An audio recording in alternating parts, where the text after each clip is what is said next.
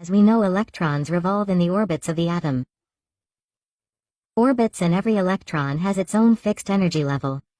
Electrons with low energy level revolve in the inner shell, while electrons with high energy level revolve in the outer shell. When an electron transfers from high energy level to low energy level, then its energy is released. This energy is emitted in the form of radiation.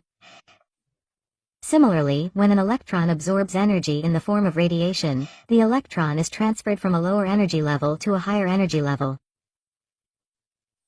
In both these processes, electromagnetic radiation is emitted and absorbed.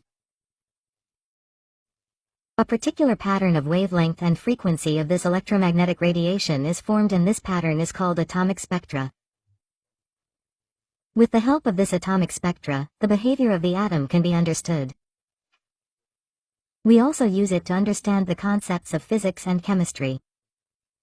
Atomic spectra are mainly of two types: emission spectra and absorption spectra. Emission spectra. When an atom absorbs energy, the electrons of that atom move to a higher energy level. When these electrons return to the lower energy level, they release the absorbed energy in the form of photon particles, i.e., in the form of light. This light radiation forms a wavelength spectrum, which we call emission spectrum. This spectrum is different for different elements. Absorption spectra: when atoms absorb light radiation of a specific wavelength.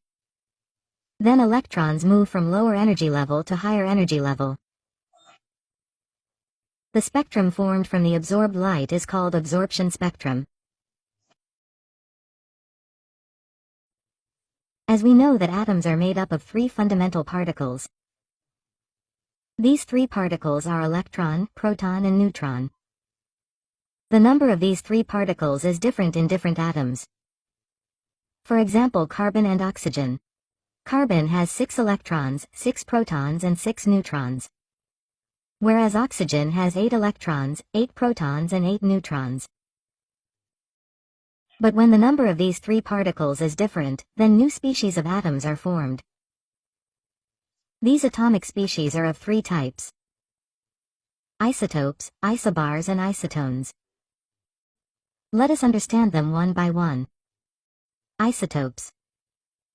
Isotopes are those atoms in which the number of protons is same but the number of neutrons is different.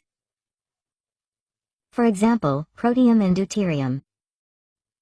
In both these atoms, the number of protons is same while the number of neutrons is different.